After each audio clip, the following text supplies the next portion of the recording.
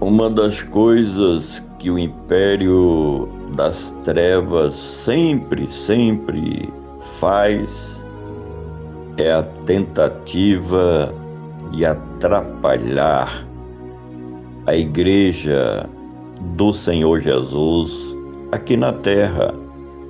Já no primeiro século da nossa era cristã, foi grande a movimentação do diabo com seus demônios e os seus instrumentos humanos para penetrarem nas igrejas e, de todas as formas, atrapalharem a obra do Senhor, investindo contra os ensinamentos verdadeiros, penetrando com filosofias vãs, com heresias e todo tipo de ensinamentos errados.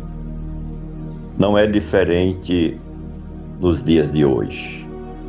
Quero ler um texto que nós encontramos em 2 Timóteo, capítulo 2, versículo 14 ao 16, onde está escrito: traze estas coisas à memória, ordena-lhes diante do Senhor que não tenham contendas de palavras, que para nada aproveitam e são para a perversão dos ouvintes.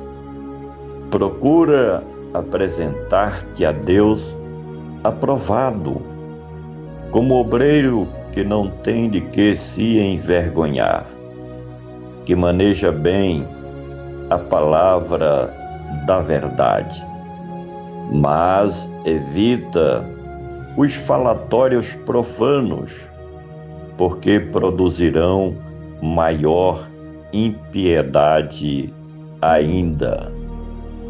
Esta porção do Novo Testamento eram as recomendações do apóstolo Paulo ao seu filho na fé, Timóteo.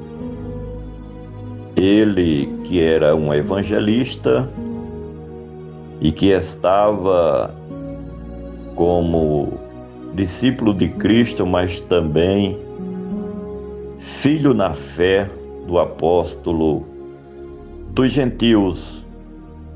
Como evangelista que era, Timóteo foi designado por Paulo para então pregar nas igrejas e ensinar as lideranças mais novas de como viver dignamente na presença do Senhor e exercer o ministério diante da Igreja de Cristo. E Paulo começa escrevendo: traze estas coisas à memória, certamente de maneira pessoal e não por carta.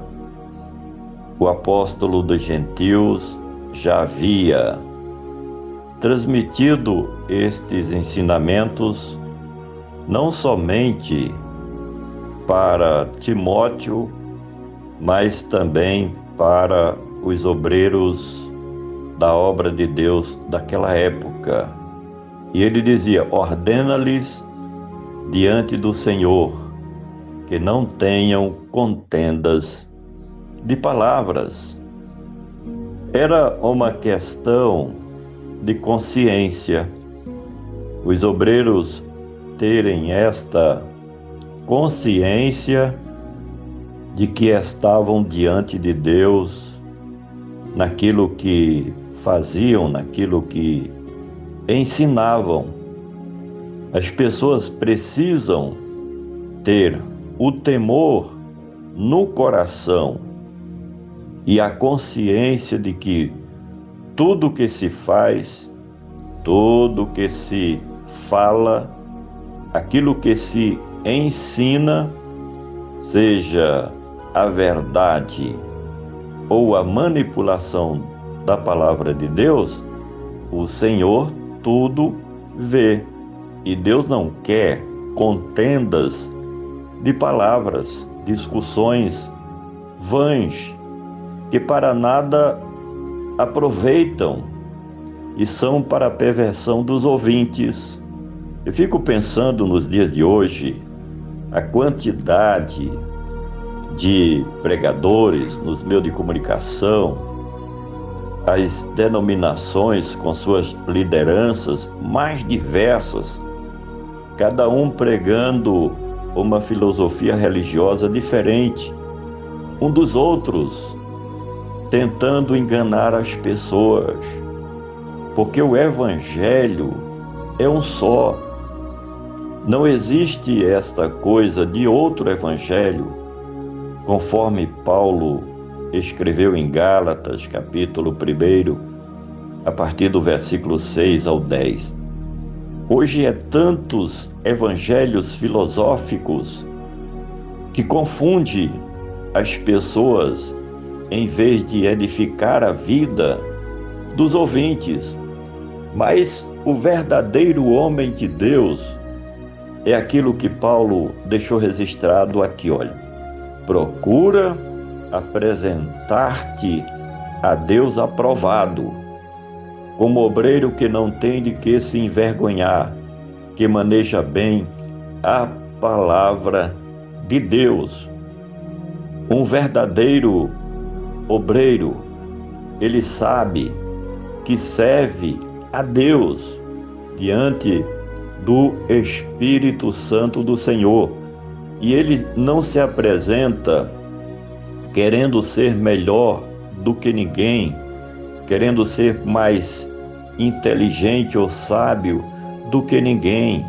Não precisa disso, porque ele faz o que ele faz, o que ele fala, o que ele pensa é na presença de Deus, para ser aprovado não pelos homens, mas por Deus, como obreiro que não tem do que se envergonhar, porque produz um trabalho digno, aprovado por Deus, porque os seus ensinamentos estão de acordo com as Sagradas Escrituras e não buscam a manipulação da palavra de Deus para tirar proveito para si mesmo, para fazer discípulos para si mesmo.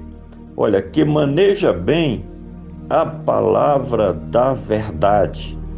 Esses obreiros aprovados por Deus, eles ensinam e interpretam as Sagradas Escrituras não com interesses denominacionais do reino dos homens, mas de acordo com o texto bíblico.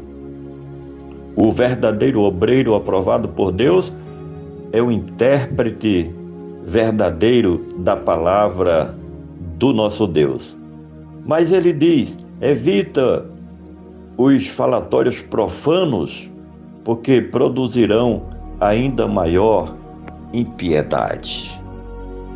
Não adianta ficar discussando sobre coisas vãs, sobre aquilo que não edifica. Não adianta ser um pregador filosófico ou teológico, mas que não está a sua mensagem de acordo com as Sagradas Escrituras. São interpretações ideológicas pessoais dos pregadores para tirarem proveito da obra de Deus. Que você possa meditar nesta mensagem e mais uma vez eu peço, compartilhe este comentário com os seus familiares, amigos e conhecidos.